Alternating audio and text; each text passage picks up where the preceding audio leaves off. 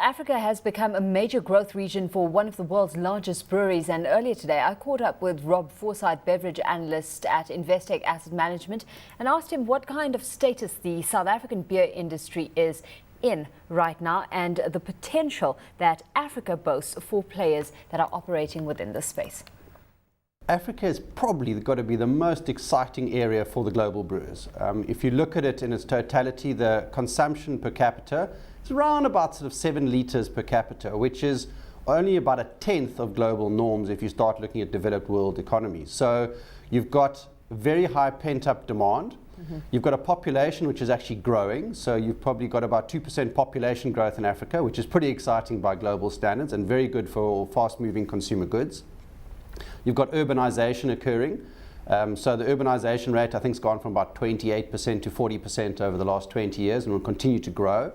And then if you overlay the GDP growth that you should get from Africa over a period of time, it all sets Africa up to be probably one of the most exciting areas for volume growth in the world. While the demographics are in favor, Rob, I mean, much of what is drunk across the continent remains illicit. At $3 billion, Africa's illegal alcohol business is estimated to be significantly worth more than some of its economy. So this is a challenge that many of these players have to contend with venturing into this continent. Absolutely, and I think what you're finding globally is that sin stocks, if you'd like to put it that way, are working slightly more cooperatively with government. So what a lot of the brewers are trying to do is they're trying to find favourable excise regimes for using such sort of inputs such as sorghum. So what they do is they develop the local agricultural industry by getting people to actually farm and produce those inputs for the brewing process. And they can produce a beer which is relatively low cost, which hopefully can bridge the gap between home brew and your, let's say, mainstream premium lager, which is a clear beer. Yeah. And as a result, you can basically start hopefully trading people from more illicit homebrew style alcohol into regulated, excise-winning, lower priced alcohol, and that should provide quite a lot of growth for the brewers over a period of time.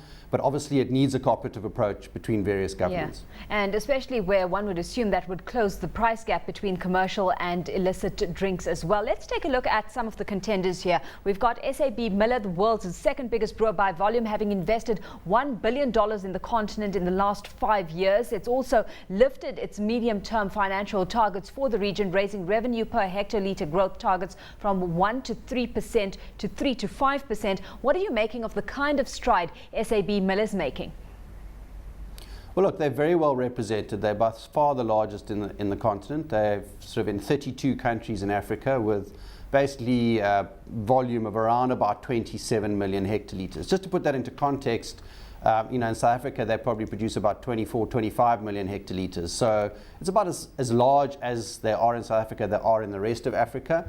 And they have got pretty down some new capacity, and they put that down probably about 3 years ago, and they're really starting to run out of capacity, so they're going to be further capacity enhancements on the African continent.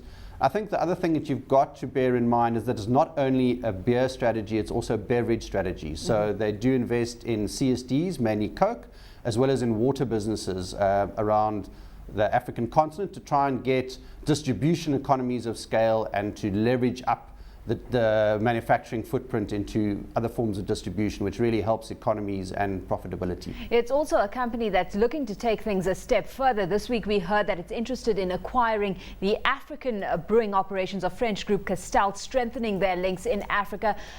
What's your view on a strategy like this, which potentially comes at a price tag of £6 billion or $9.2 billion?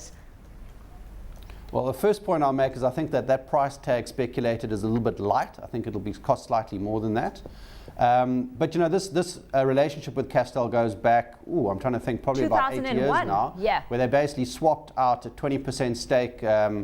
They basically gave away a 38% stake in their African operations for a 20% stake in Castel's operations. So it's a long-term relationship. What they've recently announced is what I think is quite clever, in that they've moved towards in-country consolidations. In other words, Castel is going to run Angola, SAB Miller is going to run Nigeria, and as a result they can get in-country consolidation and put best practice through in various countries, which should augment profitability quite nicely. So one would suspect over a period of time, and it all depends on the founding Pierre Castel of that group, if he would be a willing seller, but you'd expect definitely that in the future a deal will definitely be consummated between the two groups on a basis where SAB Miller would probably buy out the rest of the Castel.